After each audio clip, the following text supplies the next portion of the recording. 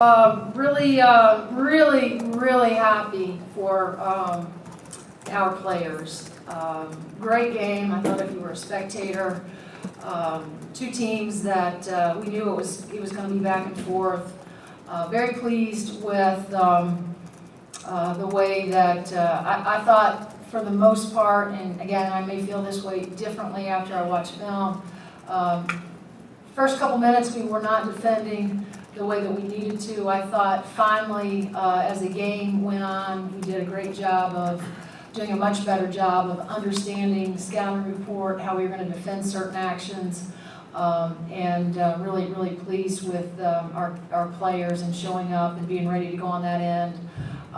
And then I just thought offensively, got some really good production again from different people. I thought Tyra was really good with the ball tonight and found the open person, and just really excited for those guys. It's been a long week of trying to bounce back from two difficult, challenging losses at Michigan and at Northwestern. So this is what we needed was to come back and get on track. So really happy for those guys, in the locker room.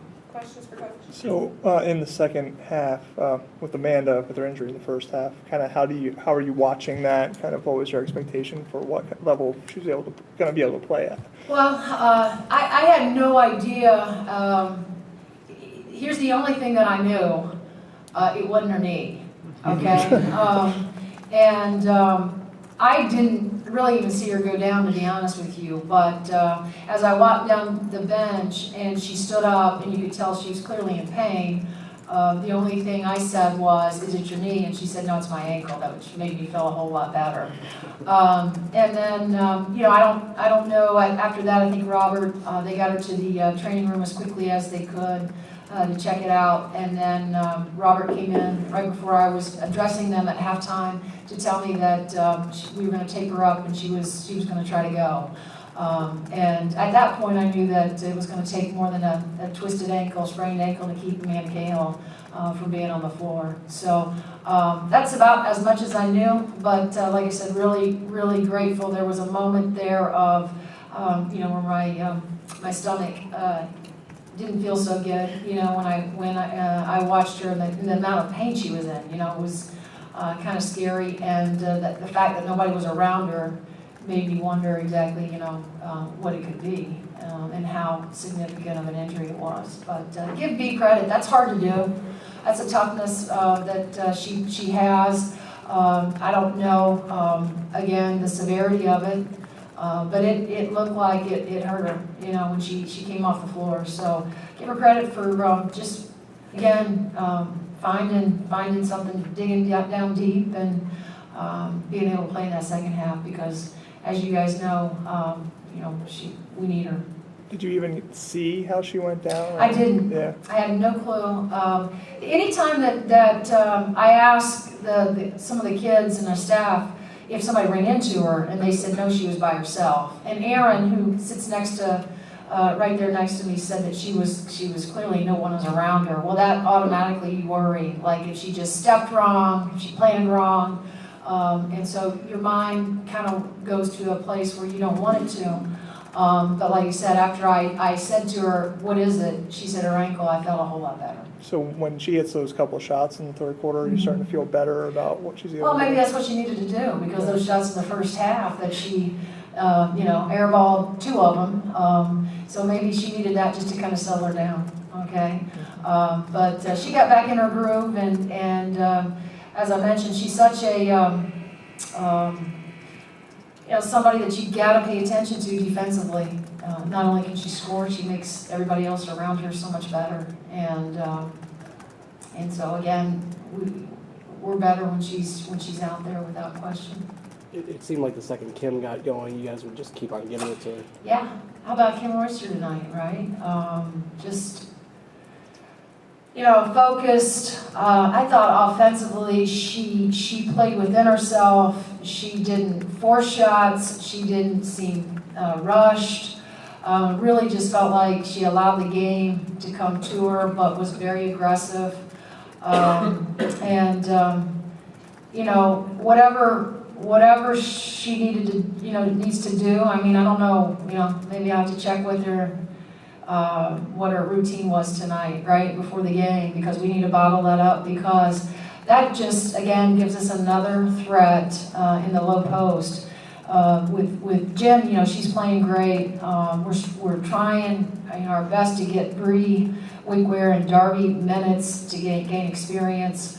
But Kim has that experience, and so when she shows up in a big way, the way she did tonight, and with her in the right frame of mind, I think being aggressive, but playing, like I said, within herself, not trying to do more than what she's capable of, she can be really good.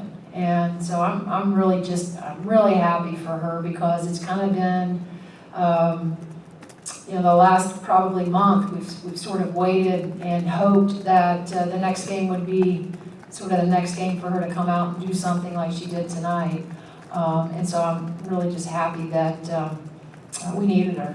We needed her to show up, especially when we didn't know what the circumstances were around B. So happy that she showed up in a big way tonight.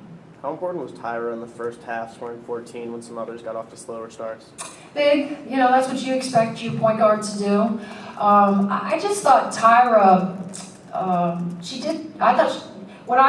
looked, she had 8 assists. When I think about her play tonight, I just thought that she was really good at managing. They were showing a little bit of a 3-2, and then they went to a 2-3, then they went to a 1-3-1, then they were in a 2-2-1, and then they were in man. And so that puts pressure on your point guard to have to, we want to play fast, but then, we don't. We got to recognize what they're in and be able to run our offense and be efficient running that. I just thought we were a little bit stagnant there when they showed a lot of their 3-2 in the first half.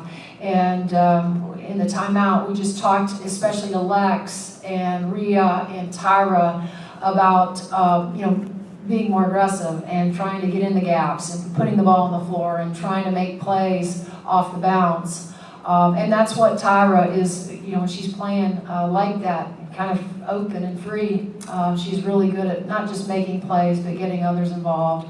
So I was really pleased. And then the second half, timely possessions. She came up big with an assist and, going down the stretch there. So really happy with the way she played as far as just her managing, our basketball team on the floor tonight. Do you feel like you made Purdue a perimeter team in the fourth quarter? Mike, what we tried to do is we felt like they just kept isolating, keys, and we didn't have an answer for that. And we just decided that we were going to have to give them a healthy diet of going man and then going zone and going back to man and then going back to zone, just to try to keep them off balance as well as we could. And so maybe, again, it seemed like they obviously got the ball in Morissetti's hands more, and she was taking more of the shots down the stretch. I know we lost Odin once in the corner when we were in our zone, but then we called that timeout. We switched it back to man-to-man, and I don't know if that just, again, the more you can keep them off balance where they're not in rhythm, they're not in a groove, I think the better chance you have at being successful against them. Purdue had won a lot of games in this series until recently, and it's 3-3 in the last 6, which I think is Indiana's best record since the 90s. Do you feel like it's evened up a little here recently? It doesn't feel that way when we go to Mackey Arena. Since we're going to year 3 here, we get to win in West Lafayette. But I just think you have 2 really good teams. We're a veteran. Sharon has, with Morissetti and Bridget Perry. They have some seniors as well, but I just think it's such a great rivalry, and you got 2 teams. I know I have an awful lot of respect for the job that Sharon's doing and has done, and the kinds of kids that are in her program, the way she runs her program. Very, very much respect for them from a basketball perspective and how they execute and how that they're disciplined. And so, you know, I think it's exciting for us to be able to kind of level that out. But, you know, we're going to have to, after we graduate our 5 seniors, you know, we're going to have a whole new group of young ones that are going to come in. So hopefully we can maintain that with them. Like I said, either way, I think it's always going to be a great rivalry, and it'll be a great game for the fans here in Indiana. Carlos, you said that your household was divided when you were younger between Purdue and Indiana. Sure. What memories do you have from that, and just what does it mean to be coaching a rivalry like this today? Well, you know, myself and my brother went to Purdue, and my sister was an Indiana grad. She's the oldest of 3. So, but I'll say this: growing up in Southern Indiana, I've said it so many times. You grow up in Indiana, Hoosier fan,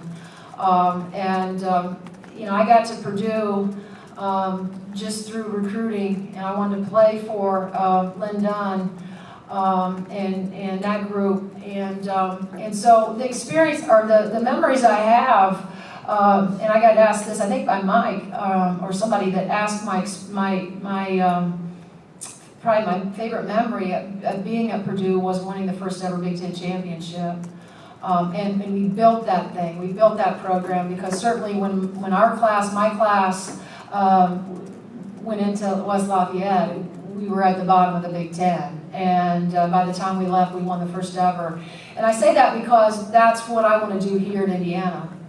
We are building our program. We are in the process of building. We are nowhere near where we need to be. But it is a process, and we just try to take, you know, one step at a time at building it. I think we're doing it the right way. And hope that at some point while I'm here, that I can be a part of a championship. And so that's my memory of Purdue. That's the experience, and again, I had a great college experience, and that's the experience I want our kids to have here at Indiana. Anything else for Coach? Thank you, Coach. Awesome. Thank you.